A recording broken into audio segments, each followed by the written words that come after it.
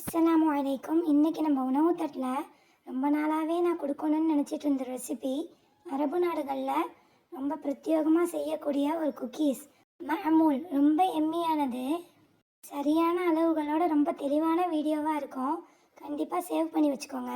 அதுக்கு முன்னாடி என்னோடய சேனல் இப்போ தான் உங்களை ஃபஸ்ட்டு ரீச் பண்ணியிருந்தா மறக்காமல் சப்ஸ்கிரைப் பண்ணிக்கிட்டு வாங்க ரெசிபி பார்த்துடலாம்.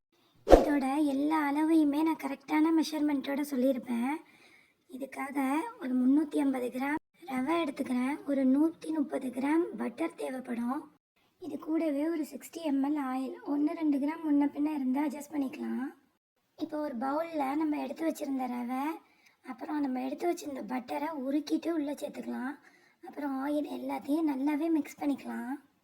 ரொம்ப கொதிக்கிற அளவுக்கு பட்டரை உருக்கிடாமல் உருகிற அளவுக்கு உருக்கி எடுத்துகிட்டு வந்துடுங்க. இதை நல்லா கரண்டியால் மிக்ஸ் பண்ணி விட்டுட்டு நல்லா கைகளாலேயே நல்லா பிசைஞ்சு இறுக்கமாக ஒரு ஓவர் நைட்டு ஊற விட்டுக்கலாம். ஓவர் நைட்டு ஊற வச்சிங்கன்னாக்கா ரொம்ப சிறந்தது. இல்லைன்னா ஒரு 3 மணி நேரமாவது இது ஊறணும். இந்த மாதிரி கைகளால் அழுத்தம் கொடுத்து ஒரு 3 மணி நேரத்துக்கு இதை கவர் பண்ணி வச்சுக்கலாம். 3 மணி நேரம் கழித்து இது கூட சேர்க்குற மற்ற பொருட்களையும் நம்ம அளந்து எடுத்துக்கலாம். 150 கிராம் மைதா, அப்புறம் 90 கிராம் பவுடர் சுகர் ஆட் பண்ணிக்கலாம். இப்போது நம்ம ஊறிக்கிட்டு இருக்கிற ரவையை செக் பண்ணிடலாம். இது நல்லாவே இறுவி இருக்குது. இது கூட நம்ம எடுத்து வச்சுருந்த மைதா அப்புறம் பவுடர் சுகரையும் ஆட் பண்ணி ஒரு 1/2 ஸ்பூன் பேக்கிங் சோடா ஆட் பண்ணிக்கலாம். இது கூட ஒரு 3 tablespoon condensed milk add பண்ணணும். கண்டென்ஸ்டு மில்க் இல்லைன்னா நம்ம 60 ml பால் ஆட் பண்ணிக்கணும். நான் 30 ml கண்டென்ஸ்டு மில்க் 30 ml பால் ஆட் பண்ணிக்கிறேன். 1/4 ஸ்பூனு வெண்ணிலா எசன்ஸு ஆட் பண்ணணும். இதெல்லாம் தான் இதுக்கு தேவைப்படுற இன்க்ரீடியன்ட்ஸ். குழப்பம் இல்லாமல் இருக்கணுங்கிறதுக்காக நீங்கள் ஒரு நோட்டில் இந்த அளவுகளெல்லாம் கரெக்டாக எழுதி வச்சுக்கோங்க. இதை இப்போ நல்லா மிக்ஸ் பண்ணி கைகளாலேயே நல்லா அழுத்தம் கொடுத்து பிசைஞ்சு இன்னும் ஒரு 1 மணி நேரத்துக்கு இதை நல்லா கவர் பண்ணி வச்சிடணும். அப்போ தான் இது நல்லாவே ரவை ஊறி வரும். இப்போ நம்ம இந்த குக்கியோட மெயின் போர்ஷனுக்கு வரலாம். இந்த குக்கியை டேஸ்ட்டை என்ஹான்ஸ் பண்ணுறது இந்த டேட்ஸ் பல்ப்பு தான். என்கிட்ட ரொம்ப கனிஞ்ச ஃபாரின்லேருந்து வந்த டேட்ஸ் இருக்குது. உங்ககிட்ட வேறு எந்த டேட்ஸ் இருந்தாலும் இந்த மாதிரி சீட்ஸ்களை ரிமூவ் பண்ணிக்கிட்டு எடுத்துக்கோங்க. நல்ல பழுத்த கனிஞ்ச பழமாக இருந்தால் நல்ல டேஸ்ட்டாக இருக்கும்.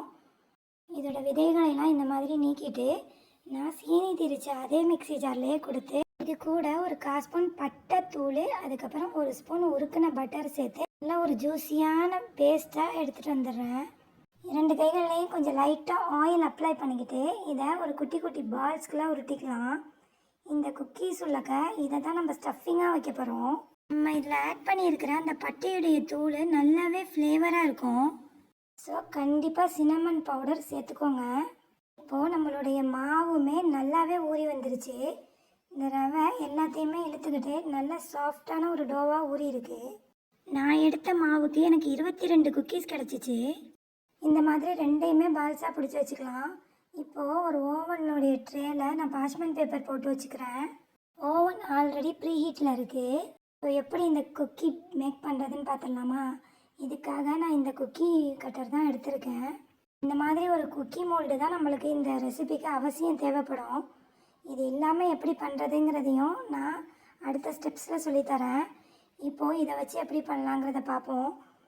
மொதல் நம்ம அந்த மாவை நல்லா திரட்டிட்டு அந்த டேட்ஸ் பாலை உள்ளக்க வச்சு இந்த மாதிரி ஃபுல்லாக மோல்டு பண்ணிடணும்.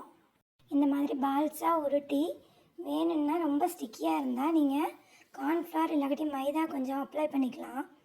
அப்புறம் கரெக்டாக அந்த மோல்டு நடுவில் வச்சு அந்த மேலே உள்ளதை வச்சு ப்ரெஸ் கொடுத்தீங்கன்னா சூப்பரான டிசைனில் நம்ம குக்கி ரெடி ஆகிடும். இதை லைட்டாக அப்படி விரல்களால் ப்ரெஸ் பண்ணி விட்டால் அழகான ஷேப்பில் நம்மளுக்கு கிடச்சிடும்.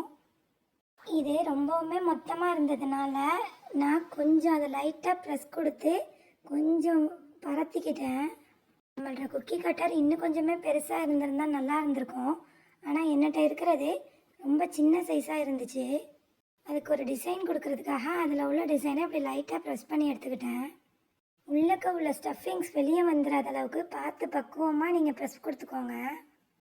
எவ்வளோ அழகாக நம்ம குக்கி ரெடியாக இருக்குது. இது இல்லாமல் நம்ம எப்படி கைகளாலேயே செய்யலான்னு பார்த்துடலாம். அதே ப்ரொசீஜர் தான். அதே மாதிரி டேட்ஸை உள்ளக்க வச்சு இந்த மாதிரி ஒரு டம்ளரை எடுத்து லைட்டாக ப்ரெஸ் கொடுத்து கைகளால் மெதுவாக தட்டி ஒரு கத்தியை வச்சு லைட்டாக ஒரு டிசைன் பண்ணிக்கலாம்.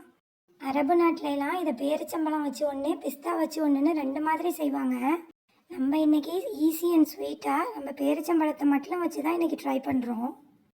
இந்த மாதிரி எல்லா குக்கீஸையுமே ரெடி பண்ணி ஓவனில் 160 டிகிரி ஃபேரன்ஹீட்டில் மேராடு கீராடு 2யுமே சூடு கொடுத்து ஒரு 10 நிமிஷம் பேக் பண்ணி எடுத்துக்கலாம். பள்ளி விடுமுறையில் இருக்கிற பசங்களுக்கு அவசியம் இதை மாதிரி நீங்கள் செஞ்சு கொடுங்க. எப்போ பார்த்தாலும் ஒரே மாதிரியான ரெசிபீஸே ட்ரை பண்ணி சாப்பிட்டுட்டு இருக்கிறதுக்கு இந்த மாதிரி வெளிநாட்டு பண்டங்களையும் ட்ரை பண்ணி சாப்பிடுங்க. உண்மையிலேயே வித்தியாசமாக இருக்கும். நம்ம குக்கீஸ் இப்போ சூப்பராக ரெடி ஆகிடுச்சு. இது மேலே லைட்டாக நான் அது சூடோடு இருக்க போகும்போதே பவுடர் சுகரை லைட்டாக சீவ் பண்ணி விட்டுக்கிறேன். எப்படி பொன்னிறமாக நம்மளோட குக்கீஸ் செம்மையாக ரெடியாக இருக்குதுன்ட்டு பாருங்கள். வீட்டுக்கு வர கெஸ்ட்டுக்கெலாம் ரொம்பவுமே விருப்பமானதாக இருக்கும். நீங்கள் ஹோம் பேக்கர்ஸாக இருந்தீங்கன்னா இது உங்களுக்கு ஒரு பெஸ்ட்டு செல்லிங் ஐடியாவாக இருக்கும். மோல்டு இல்லாமல் நம்ம கைகளில் தட்டி செஞ்சுருந்த குக்கீஸுமே நல்லா சூப்பராக ரெடியாக இருந்துச்சு. எப்படி இருக்குன்னு நீங்களே வீடியோவில் பாருங்கள். உங்கள்கிட்ட இந்த மாதிரி குக்கி கட்டர் இல்லைன்னா நீங்கள் இந்த மாதிரி கூட ரெடி பண்ணிக்கலாம். ரெண்டுக்கும் ஒரு கொஞ்சோண்டு வித்தியாசம்தான் இருந்துச்சு. எத்தனையோ விதமான குக்கீஸ் இருக்குது. மைதா குக்கி, மில்லட் குக்கி, அது இதுன்னு. இந்த மாதிரி ஒரு தடவை ரவையோட பேரிச்சம்பழம் ஸ்டஃபிங் வச்சு நீங்கள் ட்ரை பண்ணி பாருங்கள். ரொம்பவுமே வித்தியாசமாக இருக்கும்.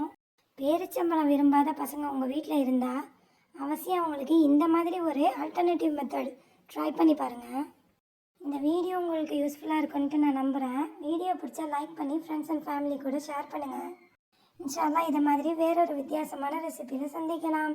அஸ்ஸலாமு அலைக்கும்.